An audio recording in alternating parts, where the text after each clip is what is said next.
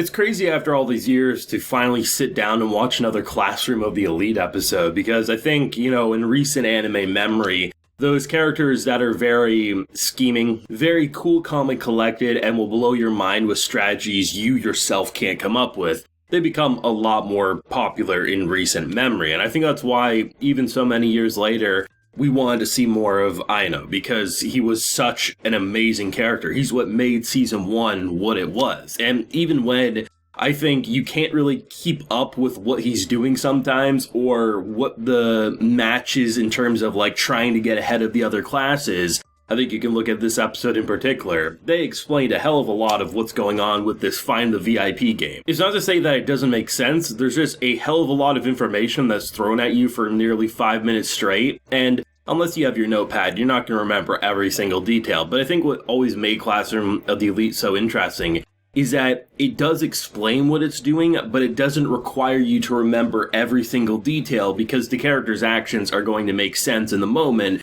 And then by the time you see the grand revelation, you're going to be like, holy shit, that is absolutely incredible. I saw one comment say something along the lines of, this show does a great job of making me feel stupid. And I thought that was just such a brilliant way to sum up the giant match that did get started in this episode. I did rewatch Season 1 one time after it obviously concluded. I think it was a year or two ago, just because I wanted to see more of it. So it's not the freshest thing in my mind, but I did think with the small remarks they made, like the final match in the end of Season 1, it did remind me, it kind of gave me that sense of, oh, I remember what happened, just from some quick little remarks that characters would make, or the very small moments of flashback that they decide to do. I'm sure there's going to be some people who remember absolutely nothing just because it's been so long, but I think what this does a good job at is immediately throwing you back in as if you were coming off of Season 1, this immediately transitions into Season 2. This is one of those anime adaptations that decided, because it's been over 5 years since the last time we saw the show,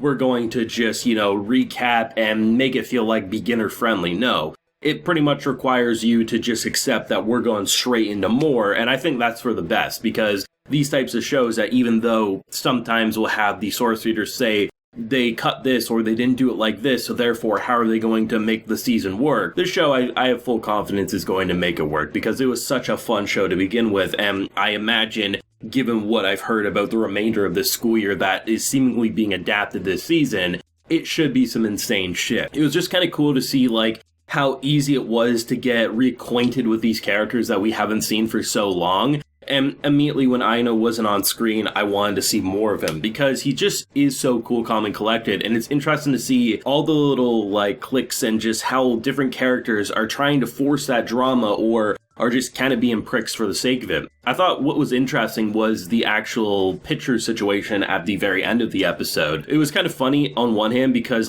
they said that, oh, we think someone with a ponytail bullied our friend. And the example they used for bullying was pushing out of a line. I was like, okay, usually when you're trying to gang up on someone for supposedly bullying, usually you'd bring up something a little more extreme than cutting a line. Gotta leave it to those high school level characters. But it was interesting because there was that sense of gang up, and you got just the sense of almost going from you can control the room, just who gives a shit, I'm on my phone, to cowering. And then they end the episode with that shower scene and just the scar and just everything like that. I thought they just did a good job at setting up the questions of, oh, where is that subplot going to go in the middle of this Find the VIP game? I think what's interesting is there's essentially 4 possibilities that you can go about it in terms of who wins, who loses, or who gets points and who doesn't. And it was interesting because what I like about Classroom of the Elite and the strategies that get brought up is whenever a character explains their strategy, it's very easy, I find, to say, that makes sense and let's do that. Of course, I know if Ayano's not the one to probably bring it up, it's probably not the best one overall, but it's very easy to say that makes a lot of sense. The first big one was that they were going to abstain from everything. It just makes way more sense to let one person from each of the class get the reward, right? And then the counterpoint of well, what happens if all the VIPs are in one class? Then clearly that's skewing the odds. But then the rule about how it's all about fairness in the school, clearly each class will have their own VIP scattered amongst all these different groups, and the groups clearly have different people from all different classes. So I thought it was cool because I thought it made a lot of sense, right? Because clearly for a story, not going to be interesting if everyone just sits around a table and does absolutely nothing. And I think the idea of greed and wanting that money for yourself is definitely going to overpower some. But it's interesting just like how if one person gets it wrong, or just like the fact that everyone needs to get it right in order for it to be like this massive win. It's really interesting, and that's what has me intrigued to see where Ayano's going to land in terms of what he wants to do. And if he is able to figure out the VIP, like would he want the entire class to thrive? Would he want only a select couple? You know, it's just one of those things that you don't quite know, but it was nice to see that in the middle of getting the email, which was sent at like 8 a.m. on a certain day, he immediately shows it to this girl to basically, because if either one of them was the VIP, it'd make the entire game, you know, so much easier, but of course it wasn't. I really have no idea where this final part of their school year is going to go, and I say final part just because a lot of people are assuming that this core is going to wrap up this part of their school year, and then season 3 that will then transition into whatever the next school year is going to look like. But I like the fact that they are kind of like trapped on that boat. Clearly, like, I think they're going home at this point, but memory is a little fuzzy on the details there. But I like the fact that there really is no escape from what's going on here. And even though it's not the most violent or the most intense game of all time, there's a lot of paths that it can break down. And I think because there's so many characters involved, each of them is going to have their own idea of where to go. And it'll be interesting to see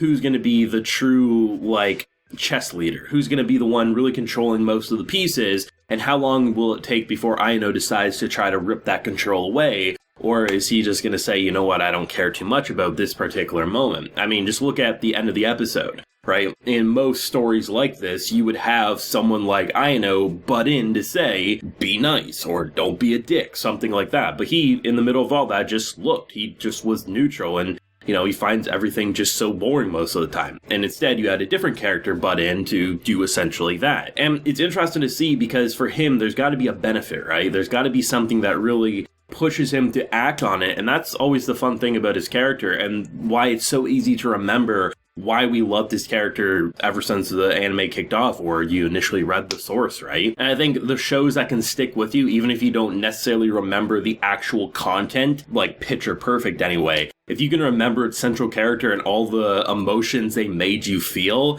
that's how you know you have a gem of a character. And even, you know, years later, upon all these different mind game, death game, like these psychological battle shows, Ayano is still one of the characters I constantly see mentioned as one of their favorite in this genre alongside so-and-so when they're talking about some of the newer stuff coming out and, you know, just how great the character actually is. Easy to say, I'm very excited for more Classroom of the Elite. I'm excited to cover week by week and see where the mind trip is going to go from here. In terms of being the most bombshell episode of the season, no, it didn't, but it immediately gets you back into the swing of things, and based on the number of possibilities that this can go down with the idea of Find the VIP, I'm excited to see who is going to blow our mind and for how long, and I'm excited for more. But thoughts down below, whether if you're a fan of that source or if you're anime original, let me know. Be sure to leave a like if you enjoyed and subscribe if you're new around here. Till next time, everyone, please take care and have a good one.